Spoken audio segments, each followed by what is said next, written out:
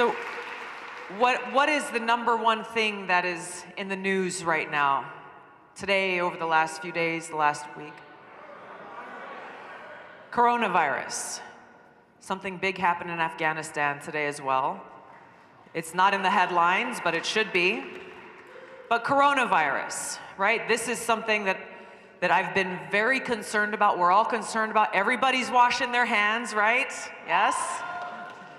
Because this is a serious threat, though. This is a serious threat. And as we've seen over the days and weeks that this threat has been increasing, in my home state of Hawaii, here in California, there have been a drastic shortage of testing kits for those who should be tested.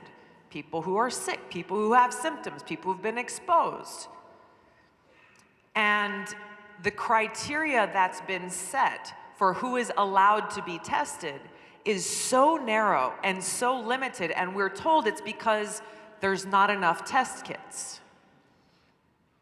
Why is our government nickel and diming these test kits at a time when there is a great threat to the safety and health and well-being of the American people?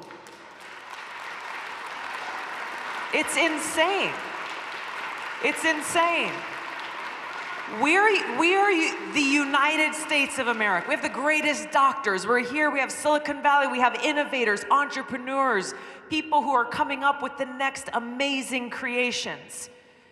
Yet we're in a situation where here in California, as you well know, you had someone who wanted to get tested, was told no because she didn't meet the criteria, had to wait 4 days. Finally, she got tested, had to wait 4 more days only to say, hey, the test was positive with coronavirus. How many people were exposed throughout that period of time?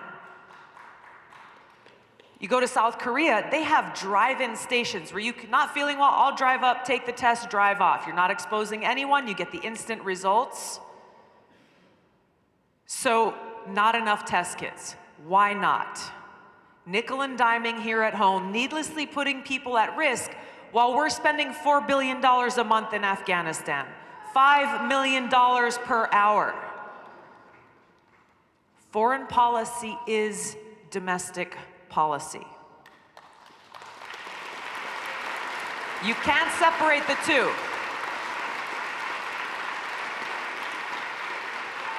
And there is a direct correlation to the decisions that our leaders are making. When they blindly turn their eye and allow our taxpayer dollars to continue to go to pay for these wars that do not make us any safer, and have the gall to come in and tell us, we don't have enough money to make sure that you and your family are safe. This should make every single one of us angry. The first responsibility that every one of our leaders has is to protect the safety and health and well-being of the American people. Do what is necessary. Figure it out. Make it happen.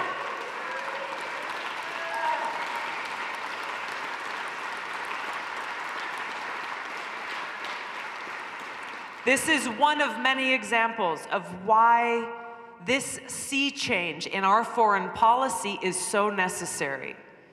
Because I don't know about you, but I'm sick and tired of hearing people say there's not enough money for healthcare, not enough money for education, not enough money to protect our environment, not enough money for criminal justice reform, not enough money for infrastructure, not enough money to pay our teachers, not enough money for our first responders, not enough money for our scientists.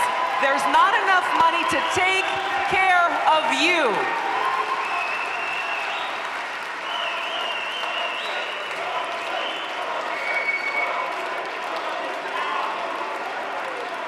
But guess what?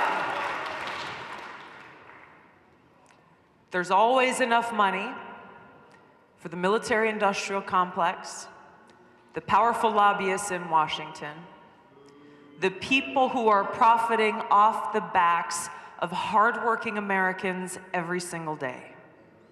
This is at the heart of the change that we must bring about. This is at the heart of the message that we need to send to Washington on Tuesday. This is up to you. This is up to us. This is up to us.